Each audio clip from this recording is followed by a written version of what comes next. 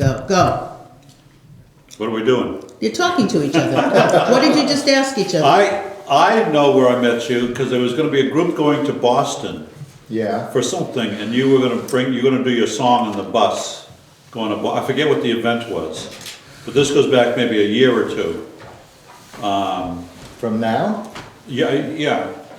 There was a group that were going to go to Boston. You were going to sing your song on the trip or whatever. Huh.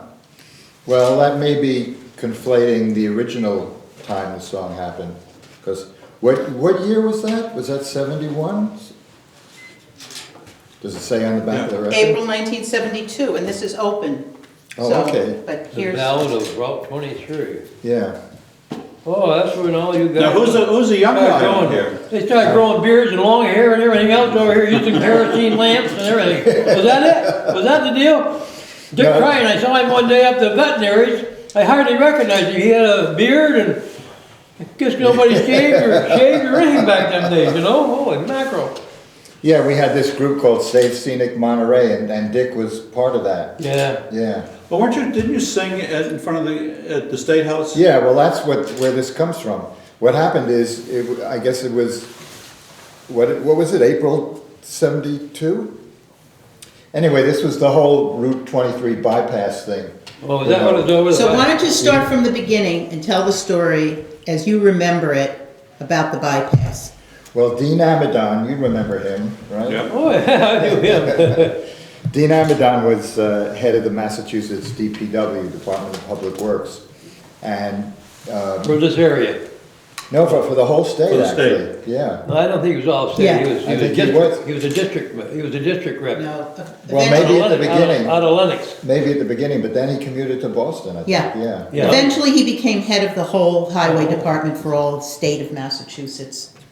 So somewhere, he got going with this idea to put a bypass through Monterey area. Oh, yeah. With a big highway that would let He the was gonna trucks come go through my property, Was it? or my dad's property at the time, and my father said, no way he's gonna go through us. And Dr. Grohl up there, he said, no way he's coming through him. And the Likes, they didn't want him coming through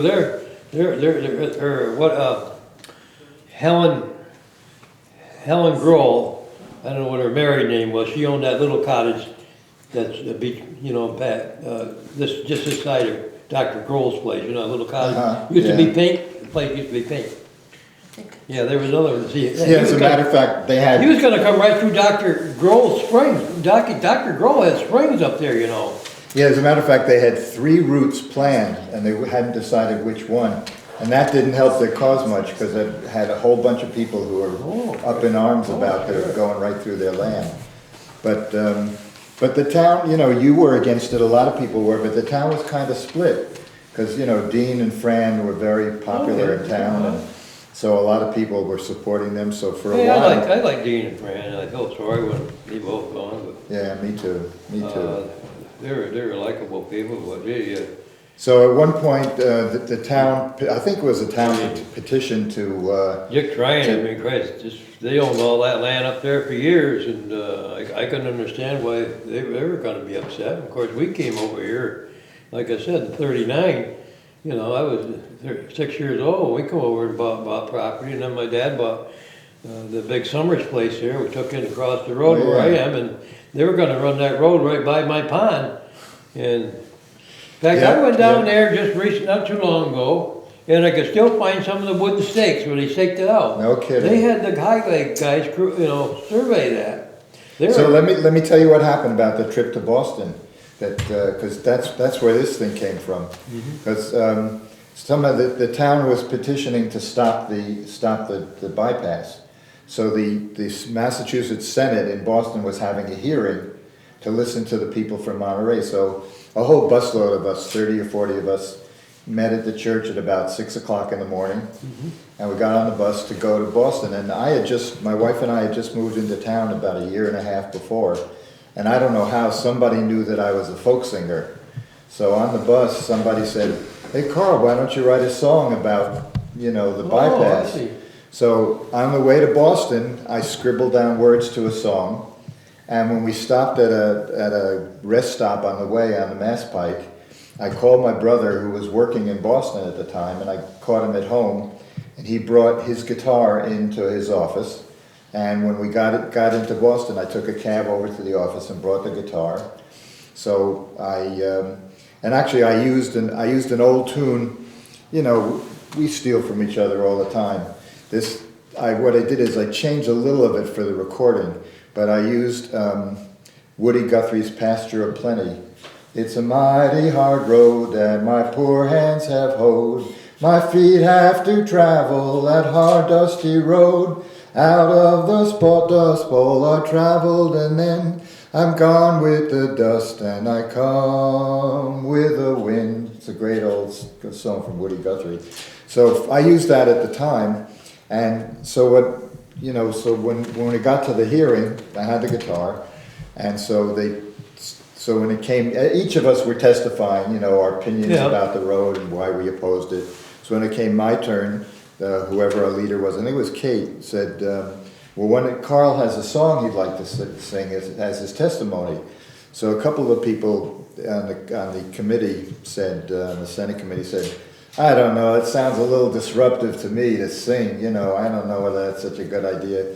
And there was a Catholic priest there, I'm not sure who it was, sure, but he said, I don't know, some of the greatest parts of American history were expressed through song, you know, political views and protests and so on. So I think we ought to let him sing. So they let me sing the song, and of course it was different, so the press picked it up and they took pictures, and you know, it was on the front page of the Eagle, a picture of me singing the song, and you know, it became a whole big deal. So we decided to make a record of it, to record it and sell it to raise funds for the Save Scenic Monterey, which was our organization to stop the highway, the bypass. So we recorded the record and we sold it, and you know, to make money and so on. And then a few years ago, Wendy and a few others, I guess, decided to bring back. It was an old 45, and there are still a few hanging around, but nobody had a 45 to play on anymore. So we reissued it as a CD, and that's where it came from. So it became our battle cry. So you could say that this song helped keep the bypass out of your property. Off the pond. Right? The power of music, right? Well, see, we just liked it, that it was being talked about, but we didn't live here at the time, so we weren't residents, so that we could have anything to say about it. You were just summer people? We were just summer people at that time. Then I became a full-time resident in 1986 when I built my house, and I lived here. Well, if you weren't a full-time resident, then I'm taking back the song and letting them put the bypass in. You're gonna play it, Wendy? Gonna play the song on the boombox? You want to play? You want to hear it? Sure. Sure. Is the camera still rolling? Yeah, I'll read the words to the song too, just so you know. I'll read it as a poem, okay? It goes, in the beautiful Berkshires up New England way, there's a cozy small town. It's called Monterey. Its people are hardworking, friendly, and free, but they're all up in arms over Route 23. Yay. Our mountains and forests with birdsong resound, and fish in our lakes and our rivers abound. You know about that, right? Swan Forest and Bear Town are for you and me, and not to be ravaged by Route 23. From road-riddled cities, the people they come to sit in the winter, to ski in the winter and soak summer sun. They leave the vast concrete, our beauty to see, and they're willing to travel old Route 23.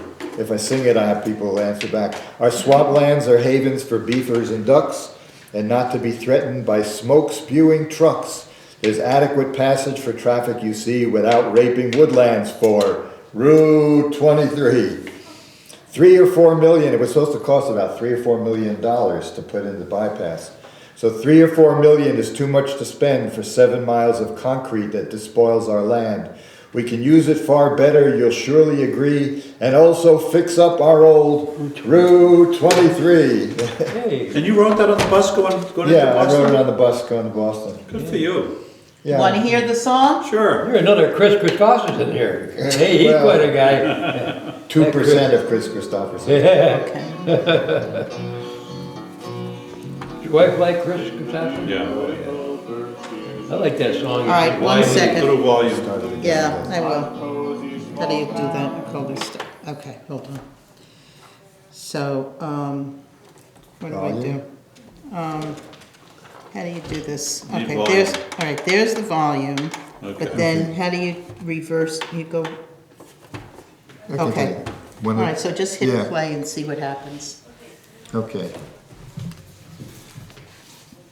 You know, I hadn't listened to it for many, many years, you know, and I kind of forgot about it. And then when I heard it a few years ago, I said, it's not that bad. Very good.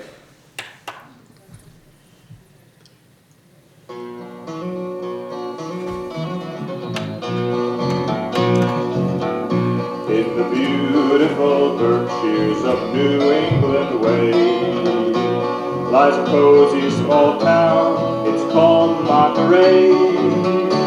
Its people are hardworking, friendly and free, but they're now up in arms over Route 23. Our mountains and forests with birdsong resound, and fish in our lakes and our rivers abound.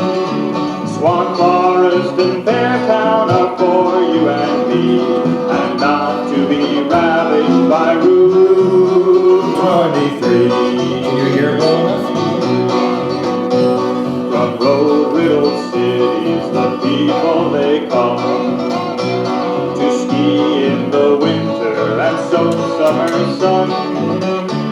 They leave the vast concrete, our beauty to see, and they're willing to travel on Route 23.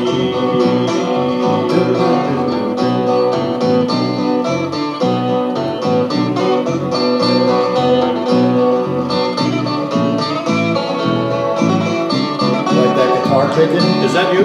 Yeah. With a bass player.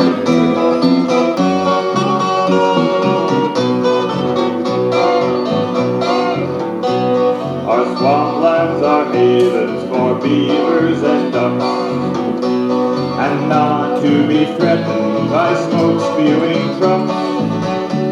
There's adequate passage for rapid, you see, without raping woodlands for Route 23. 3 or 4 million is too much to spend for 7 miles of concrete that despoils our land. We can use it far better, you'll surely agree, and also fix up our old Route 23. Very good. Yeah. Very good. I also So I forgot. thought it worked out pretty good. Yeah. Boston, yeah. It did. It was very successful. You know, I mean, I would like to think that the testimony stood on its own without a song to help it out, but anyway, it was good because it helped form a focus for our Yeah. organization and so on. So, and we're still actually some of these are still around and for sale as a benefit for the library and the community center. So there's a few left, I think. Yeah. Well, they're not gonna do nothing 23, they're gonna try and they're gonna fix it up pretty good with next spring, I guess, they're all marked there. Well, they're gonna repave it. Repave this Right. road next year. Yeah, so. It's gonna get repaved. So from 1972 to now, they're now fixing it up. Oh, no, they done some work on it before. I know. We can use it far better, you'll surely agree. And also 40 years later, fix up our old Route 23. Probably for more than 7 million. Gene and Fran didn't buy any of your music, did they? Did they buy anything? I'll bet you. I bet they did. You know, Maybe. for a while, for a while, I heard. I didn't really Yeah. experience it personally, but there were some bitter divides in town. You know, there were Yeah. very strong opinions. So there was the Save Scenic Monterey camp with Karl Finger singing a song, and there was Dean Amadon on the other side. So we were supposed to be quote enemies, but we never were enemies, and we've been very close friends, you know, I mean, Fran and Dean and I and so on. In fact, their kids stayed at my house for a while, and, you know, I know Peter Peter's a musician up in Vermont. Peter Amadon, their son. Oh, is he? Oh yeah, he puts out a lot of wonderful music and kids records and so on. Oh. Yeah. Jay's a musician too. And Jay is also a musician. Jay's in town. The painter? The painter. He's a good guitarist, bass player. Yeah. I don't think I know him, Jay. I know he lived around here for quite a while. I've seen his ads in the shop or in the Monterey News and stuff. Yeah, right. Well, that's Dean Amadon's son. Yeah. Well, then he used to have So we have a wrap?